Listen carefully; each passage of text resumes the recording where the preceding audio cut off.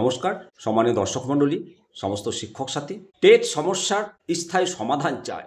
শুধু ভোটের রাজনীতি নয়, শুধু প্রতিশ্রুতি নয়, এর একমাত্র আইনি বা প্রশাসনিক সমাধান শিক্ষকদের ক্ষোভ কমাতে পারে। দুয়ারে পশ্চিমবঙ্গ সহ আরও 5টি রাজ্যের বিধানসভা নির্বাচন। 2026 পশ্চিমবঙ্গ নির্বাচন দুয়ারে কড়া নাড়ছে।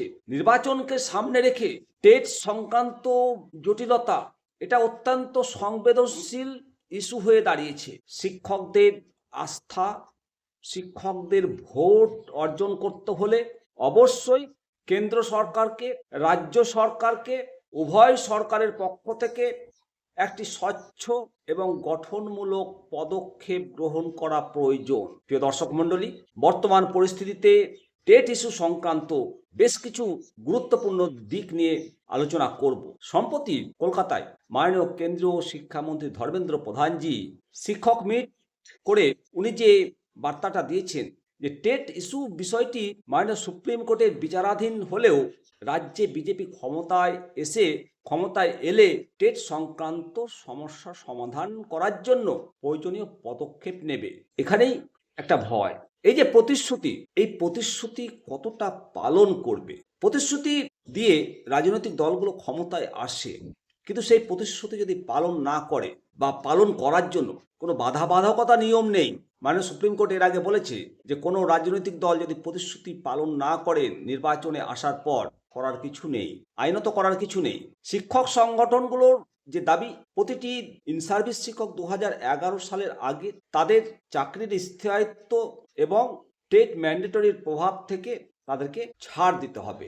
স্পষ্ট এবং সুনির্দিষ্ট একটা বার্তার দাবি জানানো হয়েছে। টেট সমস্যার দ্রুত সমাধান করতে হবে, শিক্ষকদের মন জয় করতে হবে। টেট বিষয়ে স্বচ্ছতা প্রয়োজন, চাকরির সুরক্ষা প্রয়োজন।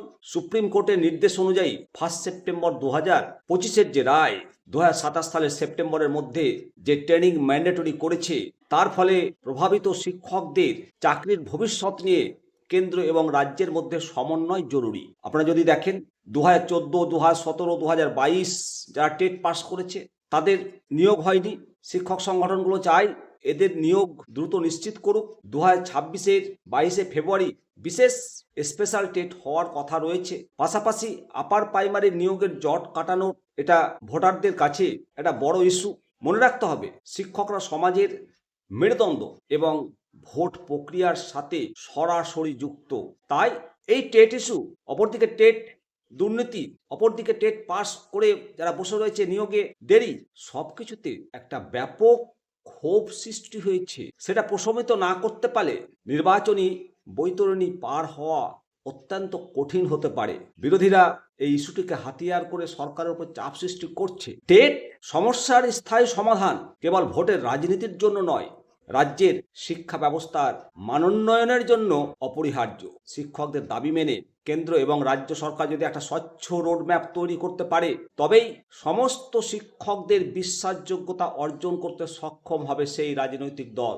শুধুমাত্র প্রতিশ্রুতির বদলে দৃশ্যমান কোনো আইনি বা প্রশাসনিক সমস্যার সমাধানের আশ্বাস শিক্ষকদের ক্ষোভ কমাতে পারে। অবশ্যই আশা করব কেন্দ্র এবং রাজ্য সরকার খুব দ্রুত আইনি বা প্রশাসনিক সমাধানের মাধ্যমে রাজ্যের শিক্ষকদের আস্থা অর্জন করবেন। অবশ্যই কমেন্ট সেকশনে আপনারা কমেন্ট করবেন।